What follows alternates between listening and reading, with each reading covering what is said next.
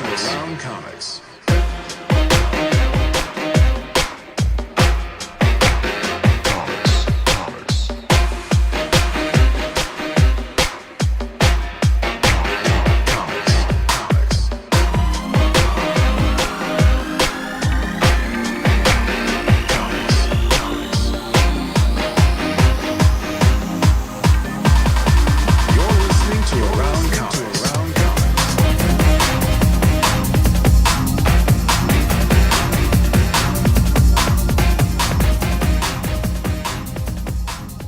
From Chicago, this is Around Comics, the comic culture podcast where we talk about everything in and around the world of comics and comics culture. I'm your host, Christopher Niesman. I am joined, as always, by my partner in crime, Mr. Comics 101, Brian Salazar. I sure hope my microphone's turned on. Can you hear me? I can hear you just fine, sir. Fantastic. Wonderful. Yep. What's happening? Technology. It's wonderful. Should we leave things with the speaker view, or should we go to the gallery view where we have both of us? Nah, I like the speaker. I think I like the speaker view. I like the speaker view. What's happening, man? It's day 92 or whatever. Are you really counting? No, I'm not counting, but I shaved. I upgraded the camera equipment, so it's a brighter, shinier Chris on this episode. I'm very excited. It looks very good. Yeah. Well, everything but the subject. Marta, technology can only do so much. It was like 3 hours of trying to get this set up, and I'm a photographer by trade and by hobby, and so I have all the equipment to do this. And Marta said, "Honey, it's not going to help anything, and no one really wants to watch you." Wow. Why does Marta have to be that way? That's not nice. Mm-hmm. But this is one of my new favorites. We're doing a Comics 101 this evening. We are. If you want to check, I mean, you can go way back into the archives, and I think Tom was kind of the great Comics 101er. He mostly because, so I guess the brief history of the Comics 101 on Around Comics is that Tom Caters, our often third wheel on the show, was a big DC fan growing up, and we were more Marvel kids, and so we were always asking Tom questions about DC history and DC characters, and so he started putting these Comics 101s together to kind of teach us about our blind spots. It was kind of funny because he was the youngest of us, and yet he seemed to have the deepest, golden age sort of. I never really read much, certainly not much golden age stuff, and only a limited amount of silver age stuff. I've gone back since and read much more, but yeah, it was not definitely not something that I spent a lot of time with. I don't know if it's a byproduct of Jeff Johns, who's kind of like the chief creative officer at DC and was kind of their main writer for about a decade, but he was so steeped in DC history and DC lore that I think that DC as a company was so geared towards legacy. I mean, those are legacy characters, and sure, I guess in Marvel you have some character. I mean, there have been drive-bys on 1930s and 40s and 50s era characters that they've either brought back or had nods to, but DC really is a universe of legacies. And so I think that's, for Tom, it was really about him teaching us about the different legacies of these characters that, for a lot of comic fans, it's Superman, Wonder Woman, and Batman, and that's the DC universe. But once you start peeling the layers away, I mean, it is a thick and vibrant history.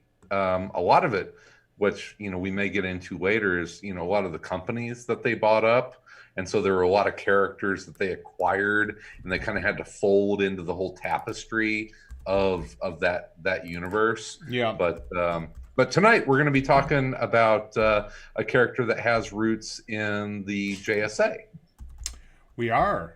Lots of roots with Yes. this character. But before we get into that, I would like to, because we always sort of wait until the end of the show to talk about this stuff, and I want to get some business out of the way first. Business.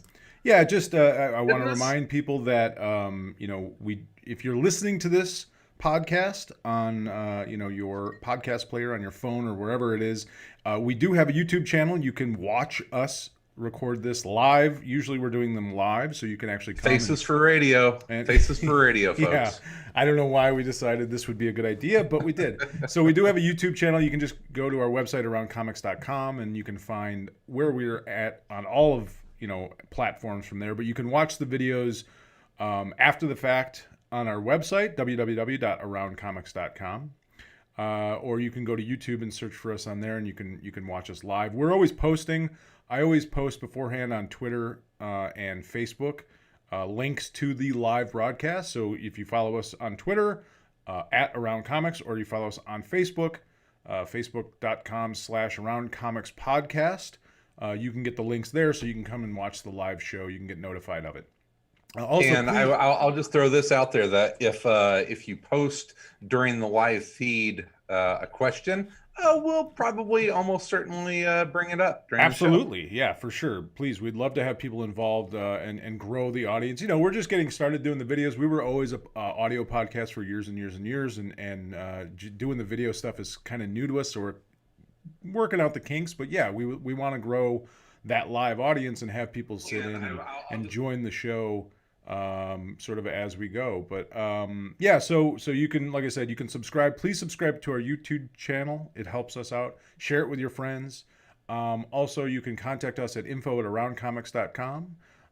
If you want to email us questions, people do that. We generally read them on the show. And if you'd like to support the show, you can go to Ko-fi or coffee.com, ko-fi.com/aroundcomics. You can buy us a cup of Ko-fi.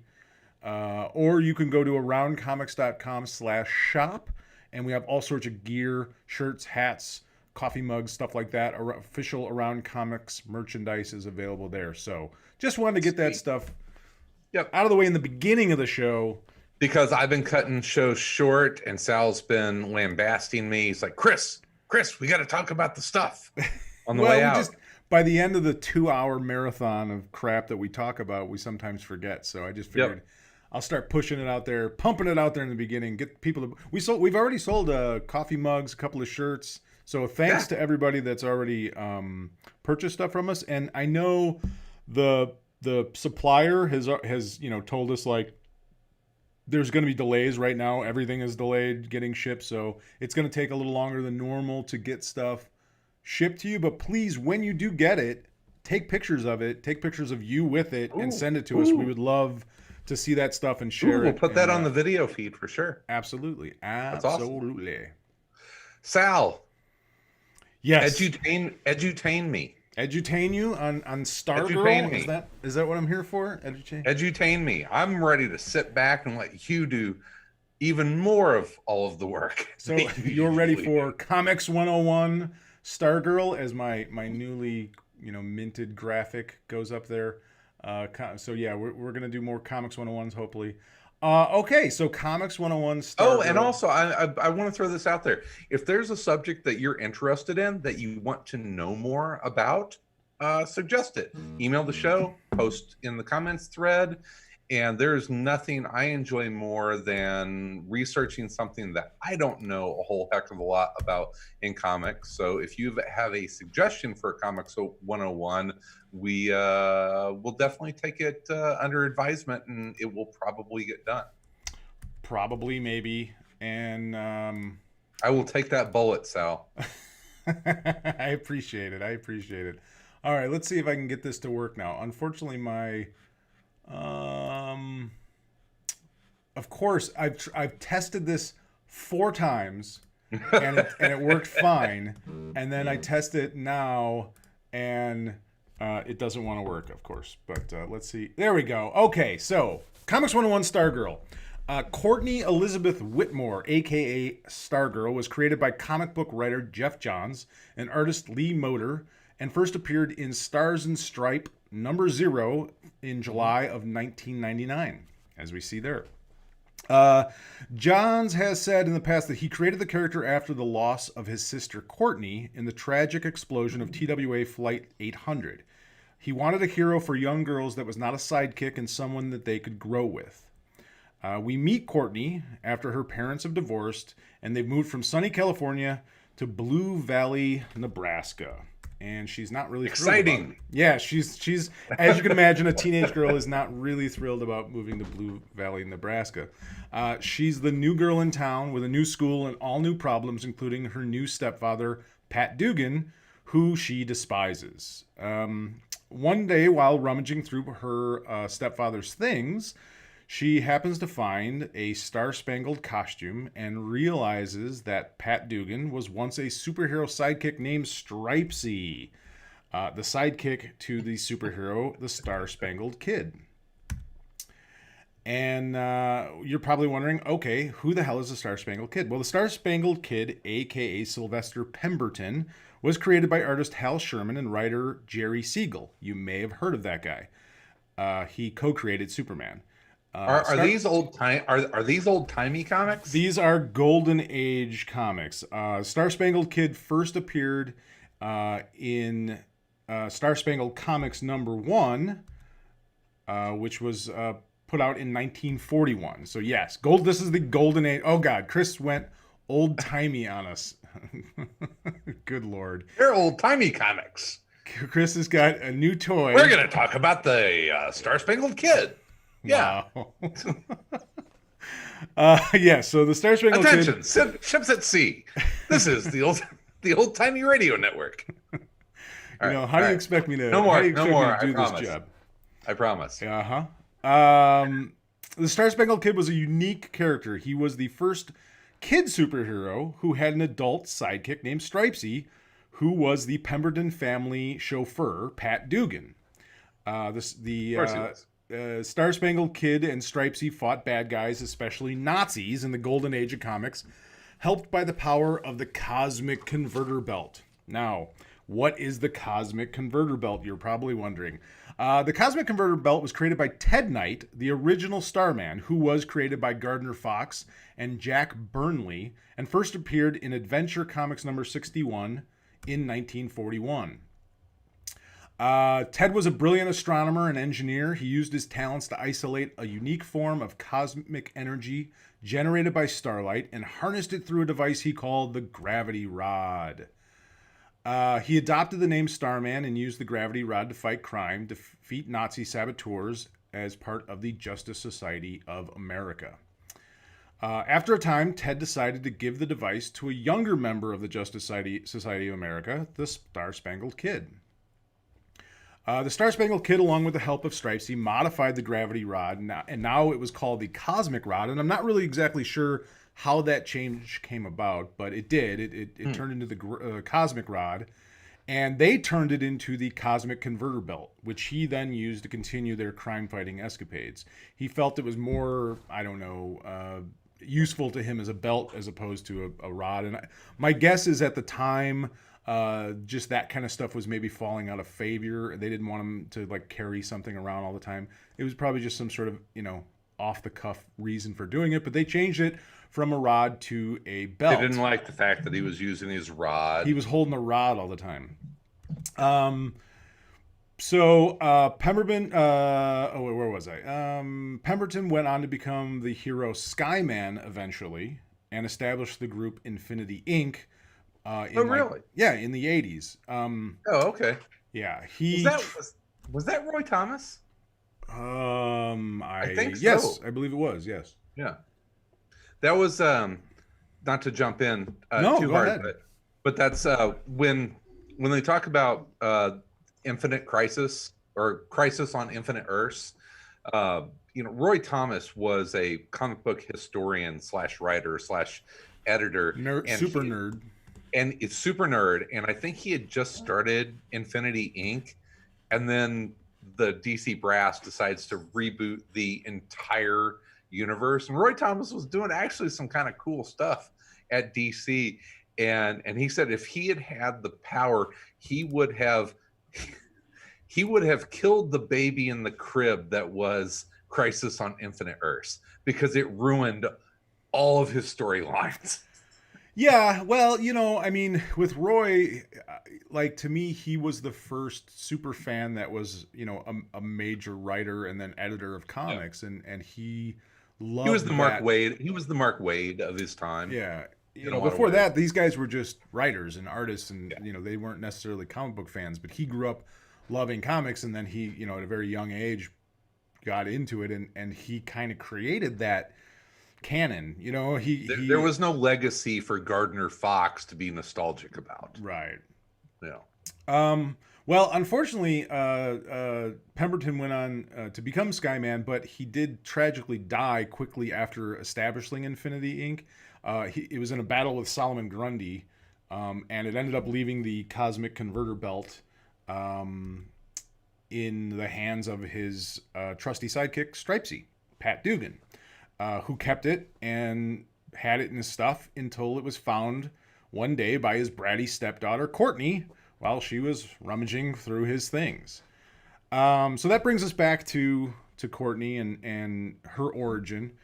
She finds the fact that Pat was an adult working for a kid superhero kind of funny, and she decides to modify the costume and wear it to a patriotic-themed school dance, not knowing that she's also wearing the Cosmic Converter Belt, a very powerful Polarity tool. ensues. Yeah.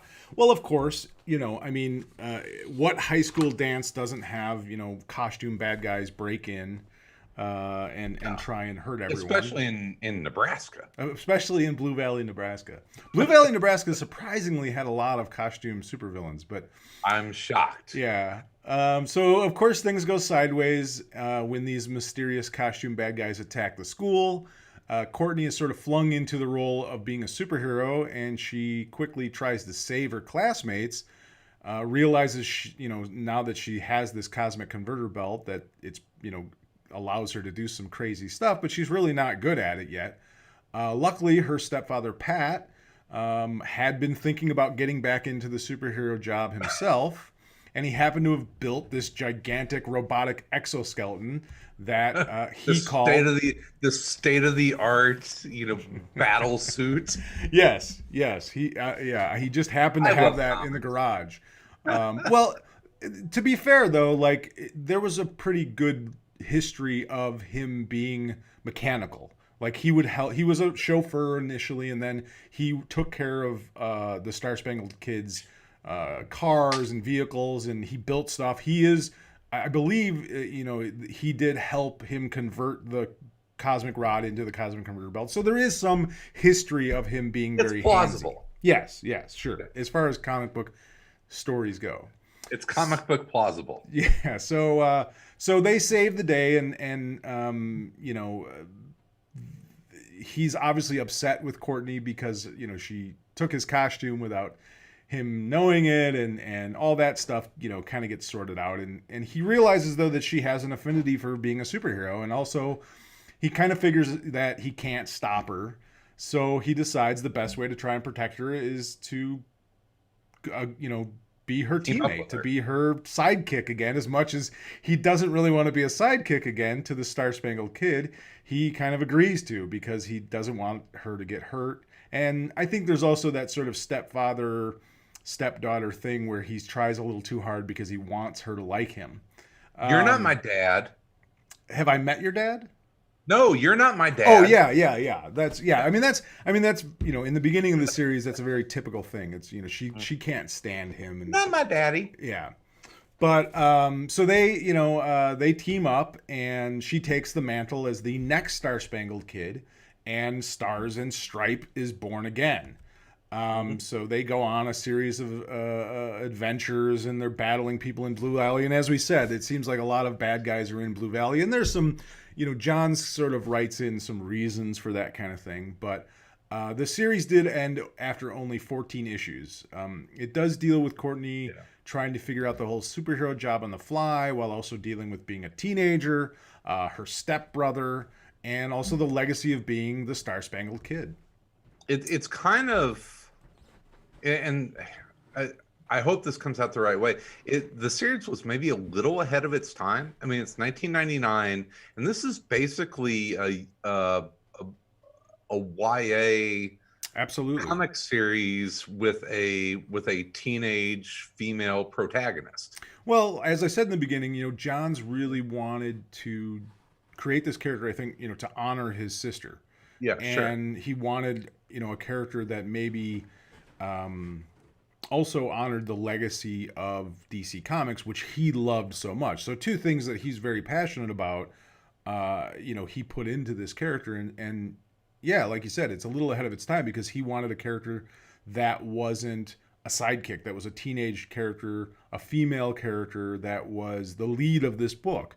And It makes me feel old thinking that this is over 20 years old now, because I remember, Stars and Stripes. That's when it came out, and that was, it's something I think in a lot of comics now it's pretty commonplace to see, teenage female superheroes are Oh, part of the sure. landscape. But 20 That years was ago? 20, now 21 years ago, Right. pretty rare, maybe actually, unique at the time. And that's, it's kind of, it's interesting thinking that Johns, for whatever reasons, was pretty far ahead of his time in bringing this character, into her own book. And now we see 20 years later that the character is really getting a lot of major play. It's cool. Well, it is cool, and it's also, it's a testament to kind of why that guy is where he's at. Like he kind of knew he had a great way to, I think, bridge the gap between the Silver Age and the Golden Age and the legacies of these characters and a new generation. I think he was trying to get to, and obviously it's paid off in his career. A bunch. He's done pretty good, that kid. He's done all right. So the series did end after 14 issues, but her adventures do get the attention of other heroes in the DC universe like Captain Marvel, Young Justice, the Justice Society of America, and eventually the second Starman, Jack Knight. Jack Knight is the son of Ted Knight, the original Starman, and was created by writer James Robinson and artist Tony Harris, and appeared in the critically acclaimed Starman series, which ran from October 1994 to August of 2001. It's really good. It is extremely good. I have the omnibus. Really good. The hardcover omnibuses are phenomenal. If you have not read them, obviously not talking to you, talking to the audience. If you've not read them, they're terrific. But and that James Robinson guy is pretty good too. Yep. I think he with Johns at that time. I mean, there's no coincidence that they were kind of lockstep working on some of the same titles. They both have a lot of reverence for the DC legacies, Sure. and so they were tied together with the JSA with that relaunch. And it's, I'll throw it out there. If you want to know about the legacies of the DCU, read the JSA. From what year? Probably, is that what, 2000? Well, if you'll, yeah, I will let you continue. Yeah. So Jack Knight was a reluctant hero at first. He does soon embrace the mantle of Starman, although differently. He's not your typical superhero. He refuses to use a costume or wear a costume. He wears goggles and a long trench coat, with like punk jacket. rock, leather jacket. Leather jacket.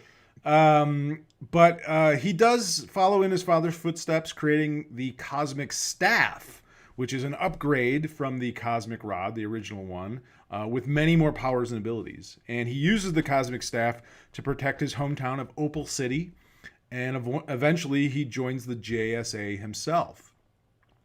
In issue 80 of Starman, Jack decides to retire from adventuring to raise his son, which was one of the things that made that book so unique and interesting. Was this was a character that we saw grow and change and evolve as a person. And so he decides to makes this huge decision, and it's this buildup of like, who is he going to choose to give the staff to? And he is impressed with the young Courtney Whitmore, who at this point has already sort of, shown herself to be a capable superhero. So he passes the powerful cosmic staff along with his trademark goggles and leather jacket to Courtney, and she proudly takes on the new name Stargirl. Instead of being the Star-Spangled Kid any longer, she is now Stargirl. So really, Stargirl isn't born until that issue, which is Starman number 80. Courtney herself joins the Justice Society of America after this, and most of her comic book adventures take place in the pages of the monthly title JSA. Launched by James Robinson and David S. Goyer, and later co-written by a young, fresh-faced new kid in the office, Jeff Johns. Some of Courtney's most memorable stories in the JSA include confronting her predecessor's killer Solomon Grundy with the help of Jakeem Thunderbolt. Grundy later develops an obsession with Courtney. She discovers her biological father, Sam Curtis, working as a common thug for an incarnation of the Royal Flush Gang. They later confront each other during one of the Flush Gang's robberies. Courtney briefly dates fellow JSA member Captain Marvel, who in his secret identity of Billy Batson is the same age she is. To outsiders, however, Captain Marvel is by all appearances an adult, and the relationship between Marvel and Stargirl draws some criticism. In JSA Black Vengeance, Courtney's family is murdered by agents of Perdegaton. She travels with the rest of the JSA to 1951, and the modern age successors to the Golden Age JSA members meet and fight alongside the originals to save her family and the future. But if there's one thing we know from comics, all good things must come to an end. Stargirl would get a revised origin story as part of the New 52 reboot in 2011, with Courtney Whitmore being introduced into a world where there had never been a Justice Society of America or a Starman. Hold on one second. My papers will not come apart. In this world, Courtney retrieved both the Cosmic Converter Belt and the Cosmic Staff from her stepfather, Pat Dugan's office, and took them for a joyride around Los Angeles. While doing this, Courtney spotted a fire, stepped in to help and rescue the people trapped on the upper floors. This turned her into a celebrity overnight, and her stepfather begrudgingly agreed to train her in how to use the belt and staff. Courtney assumed the Stargirl name without ever having been the Star-Spangled Kid. So they completely scrapped all of the stuff that from the early 2000s, and yep, those bastards. Yeah. And it was never explained just how Pat Dugan had come by the belt and staff in the first place. It was, you were talking about, Crisis on Infinite Earths, and it was like, well, they did it again. It's like Johns and James, they build up this whole history. Bitches. They build up this, but you know what? I mean, the thing is with comics is at some point another generation has to sort of understand what's going on, and yeah, I don't know.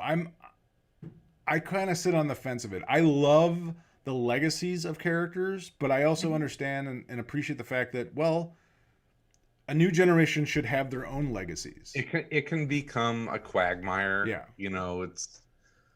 There's a point where, Tony Stark can't have, developed that technology in Vietnam. Exactly. So things, they have to be updated. So I get it. Well, we don't like it as old fogies.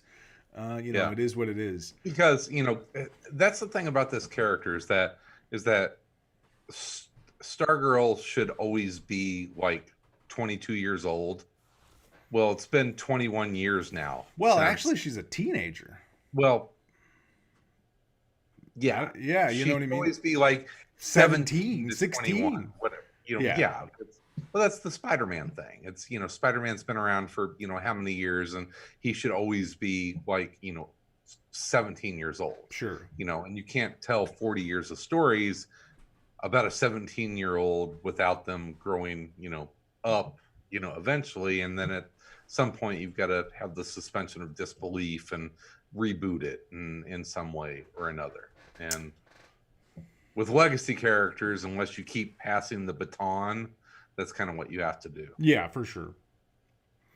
After this, Stargirl was recruited to be part of Amanda Waller's Justice League of America, an Argus-backed superhero team that was meant to undermine the independent Justice League.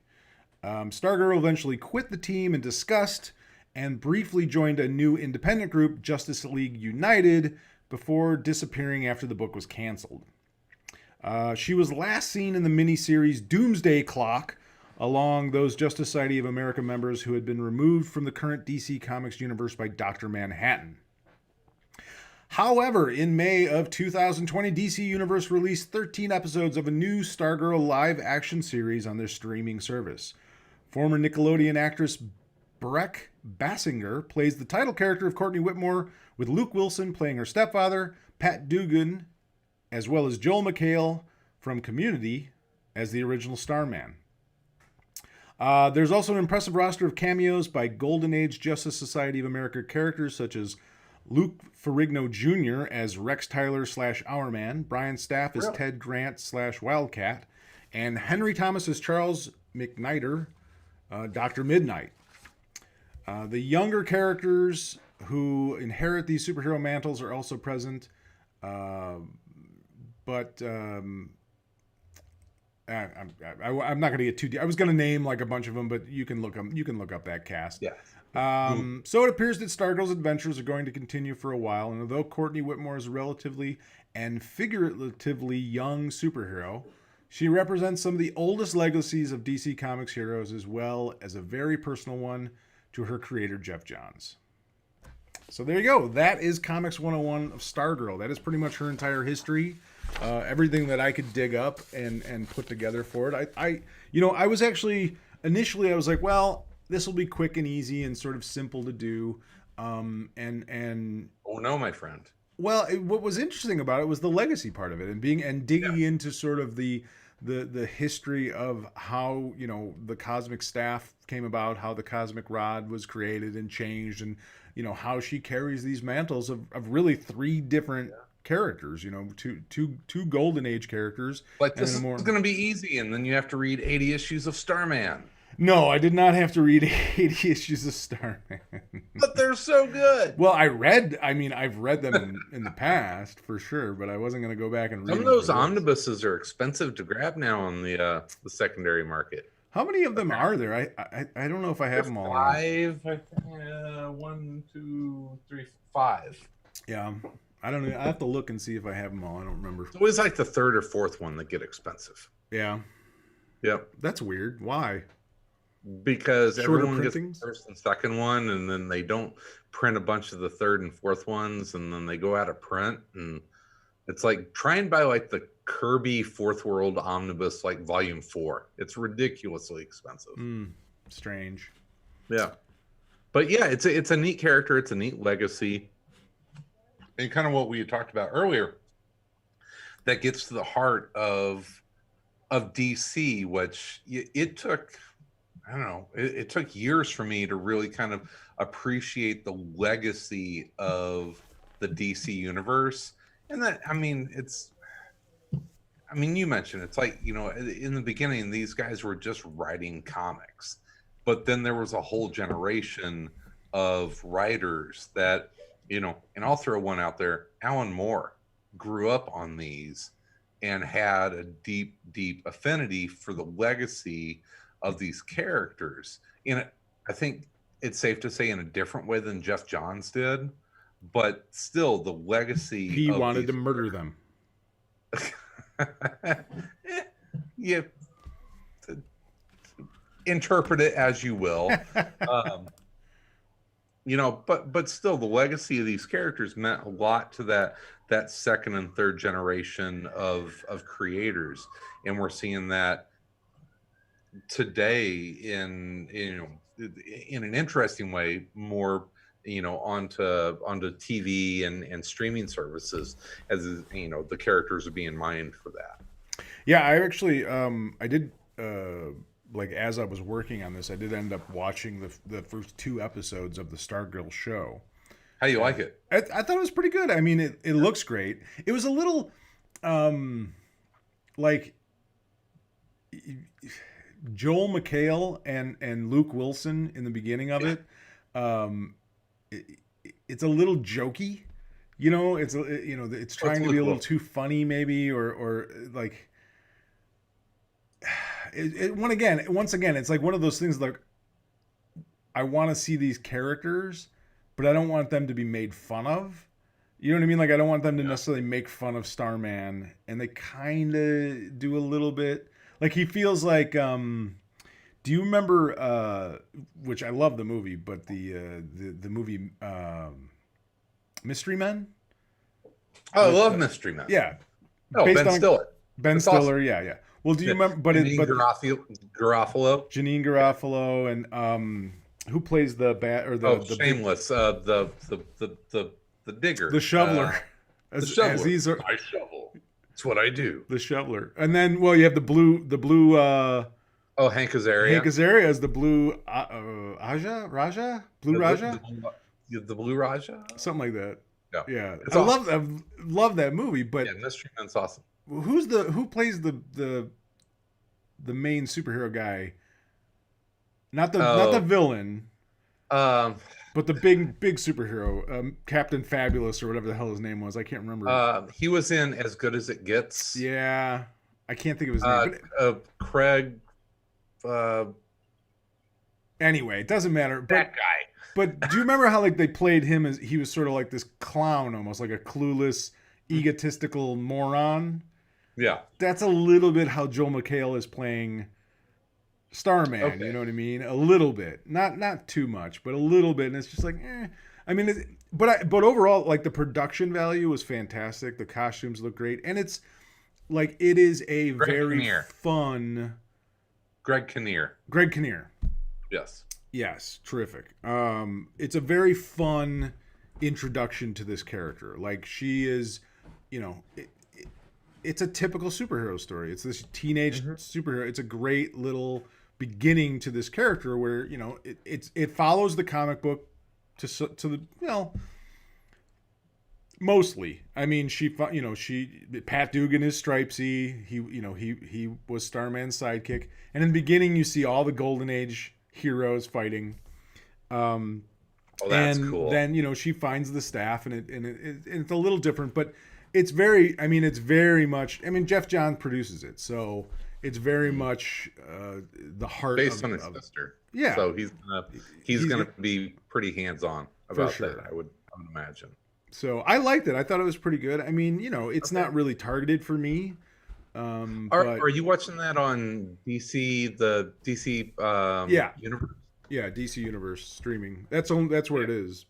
I had let my my subscription lapse on that. 'Cause, I mean, they weren't putting out a whole ton of content on it. Yeah. And I'm getting the feeling that like HBO Max is gonna absorb a lot of that. Like Doom Patrol season 2 is on HBO Max now as well. Oh. Well, I'm just doing the monthly. I just did, I started a free trial again to watch it, and because I had done the same thing. Do that. I actually had a free year of it they had given me. And They give you a free year. yeah. I'm obviously not going to the right websites. I don't remember even how I got it. Like, I don't remember. I don't. It was like I had to be part of like a survey thing, and they No. kept sending me surveys about, but it was all about stuff like comics and that kind of stuff. So Yeah. So Because I really enjoyed it. I enjoyed Titans. I think Yeah. Doom Patrol. Doom Patrol is one of the great. best series to come out in the last few years. Yeah, It's- Doom Patrol was awesome. I like So Titans a cool. lot too. I thought the production of them all are really good. The season 2 finale of Titans pissed me off, but that's a whole different discussion. Yeah, what are you gonna do? Can't all be perfect. Now, on But, the other hand, I happened to watch today the first episode of the Harley Quinn sci-fi animated. It's series? filthy. It's like what are they going for with this? It is filthy. Like I don't even and get it. fucking hilarious. Stick with it. It's fucking hilarious. There was It- definitely funny parts of it, but it's like it was just so gratuitously like fuck you. I mean, I say fuck I like constantly, but it they make was they make a point in the first two episodes. It's like, this is not a kids show, yeah, and and I don't understand it that gets exactly. Like, I guess you're progressively, going for like the Rick and Morty, you know. it gets funnier and funnier, All right, and the character in that show that you end up stealing the show is Ivy. really? Ivy, oh, Ivy is so good in that show. She's Yeah, kind of dull stick in the with first episode. the what? She's a little dull in the first episode. It gets better and better. All Just right. stick with it. Yeah, it It's was. I mean, I have to say, like, as a comic book, I mean, part of me was like, Jesus, Bruce Timm, how Bruce Timm's got to hate this, and yes. Paul Dini, like, how could to see what they've done with that character, considering where that character started, to see what they've done with that with an animated series of her own, and it's just like, I mean, it was like shocking at first, just be like, holy It shit! is. Some of the shit she's saying is just like, god damn, that's filthy. That is, I do like the take on Jim Gordon though, like just this sort of Yeah. alcoholic, completely at his wits end. Yeah, I I did like that. So So no, she ends up having a room with Crash at Ivy's place, and Ivy, her other roommate, is a giant Venus yeah, flytrap. it's the fucking Venus flytrap from um I can't think of the name of the movie with Steve Oh, from Martin. Little Yeah, Shop of it's Little Horrors, Shop of Horrors. I mean, and it just, it gets fucking better and better every time all right. I'll that, take your that word they're for on. it. I'll go back and watch it. I have to do it, without my kids around. I think It is it it's too is filthy it for is my a kids. show it is a show that has absolutely zero fucks to give, and I love it for that. It just seems weird though. Like I just don't quite understand. I'd like to be It's in the not room. Batman the Animated Series. No, but that's the weird thing. Like, I get like Harley Quinn has built this audience of sort of, pink and blue haired cosplay girls in their Yeah. 20s and 30s, maybe 40s. And I understand that, Yeah. so I guess that's who they're going for. And Yes. older, but like I said, it was just sort of like, wow, this is kind of weird. Because I mean, it's the same animation as all the other DC stuff, and I guess I've said that for years. Though, it's It like, looks very Timverse, I know, and I'd and really it's. love to hear what Bruce Timm has to say about it. I don't know if he has done any. Oh, I think you might get a beer or two in him I before would you get love to on hear it. that conversation of what You know Paul what? Dini. My guess is that he would be like, you know what? It's great. It's next You generation. think? I don't know. I don't think so. I don't. You know Maybe. what? I mean, I don't know. Yeah, I mean, I'm not saying I Bruce Timm is any kind of prude because believe me, if you've seen any of his art books, he's certainly not. no, I've But got. I That's the just one think like person. That's the one person I've far weighed out on. By the way, Bruce Timm. yeah, it was it was ugly. It was It's not not the good. it's not the one person. It's one It's the person. worst. It's the worst that I far weighed out on someone, and it was at a Darwin Cook signing in San Francisco. Yeah, and it was literally. Remember that time you did the Batman animated series? That was really awesome. You are an idiot. It was horrible. I wanted to crawl away so bad, and I was trapped. It was not good. It's not good. Always making friends. Yep, that's me. Well, that's all I got for Stargirls Comics 101. I don't know, if we have anything else to really get into. Read Starman. Read Read- JSA. all of Starman. Read all of JSA. Yes. Which leads us, I think, our next Comics 101 is going to be, isn't Tom doing a JSA? No, he's doing JLA. JLA. Okay, JLA. Yeah, Englehart Justice League, right? Oh, okay. Yes, that makes sense. Yes. So that'll be the next one, Yep. I believe. And then after that, I figure I gotta pick something, maybe Marvel. I don't know. Well, it comes back around to me, and Right. so I figure I should do another probably 4 or 5 issue run of Pathetic. Pathetic. Really. Mine was at least 14 issues. Plus, she was in like, I don't know, New Comics 60. 101, Batman Year One. You're the worst. No, I'm picking your next one. You have to do, let's see, the Kurt history. Swan's Superman. All right. Well, that's I mean, it kind of is a short Yeah. episode, but Yeah, we'll keep it. We'll keep it tight. keep it tight. Comic 101 can be a little. That wasn't too bad. I only screwed up a few times there. My You know, most people out there are like, I want a 10-minute recap of this character, well, we gave and him. It so was only like a half hour, yeah, so we that's just not keep too going. bad. All right. So Sal, how do people reach the show? You can reach us at info@aroundcomics.com. You can contact us on Facebook at Facebook/Around Comics Podcast, Twitter @Around Comics, Instagram .com/Around Comics. You can go to www.aroundcomics.com and there's a contact us page there. And while you're there, you can go to aroundcomics.com/shop and buy some of our official merchandise and help support the show. And yeah, that's about it. Yep. Send in Comics 101 suggestions. You can watch the Please. live stream, and if you post any comments or questions, we will see those as the show goes along. Would love to comment on those.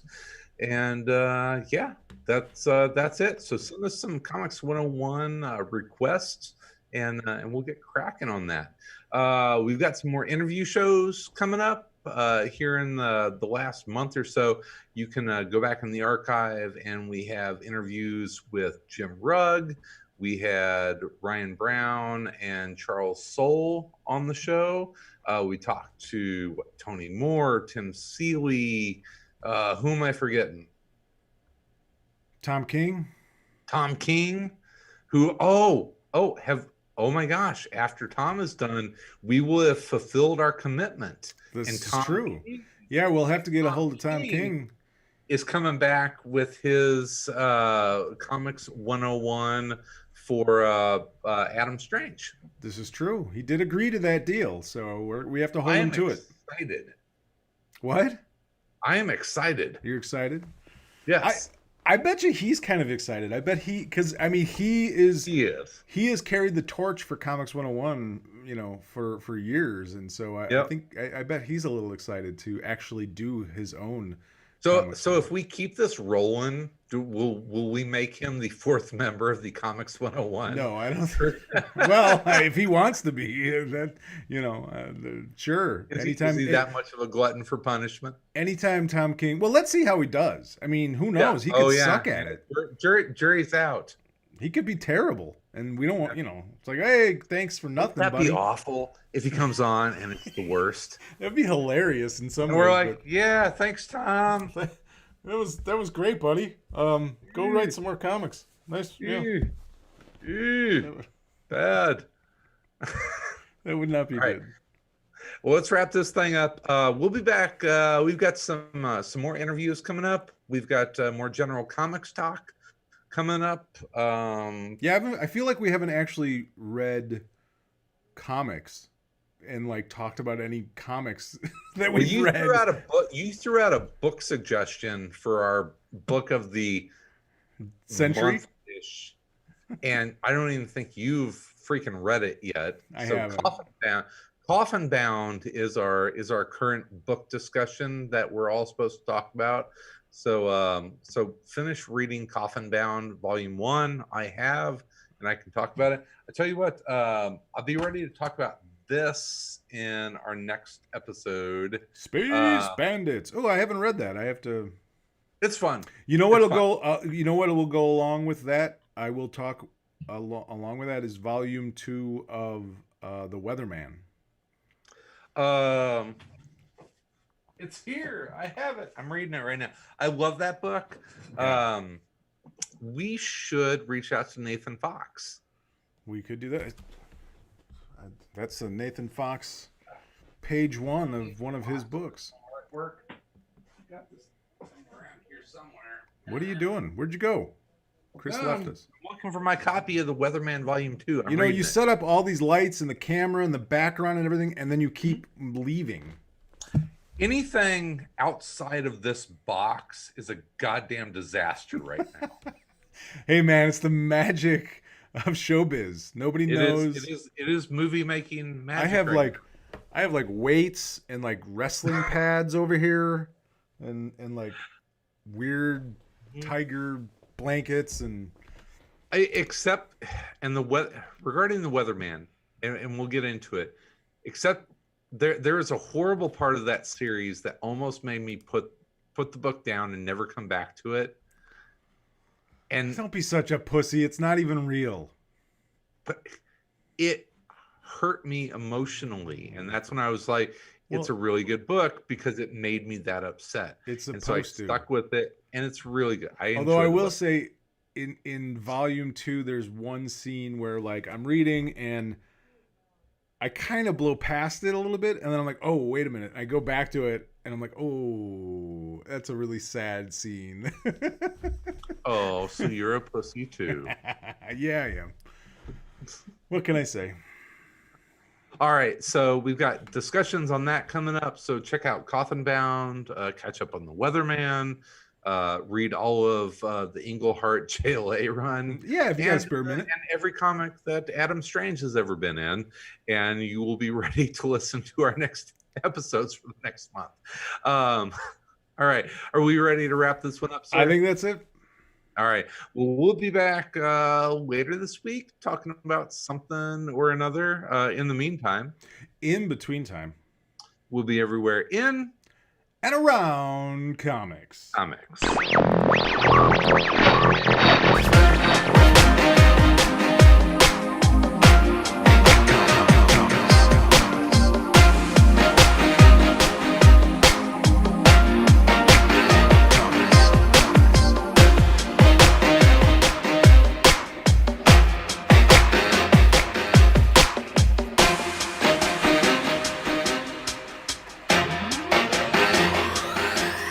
We're done. Comics.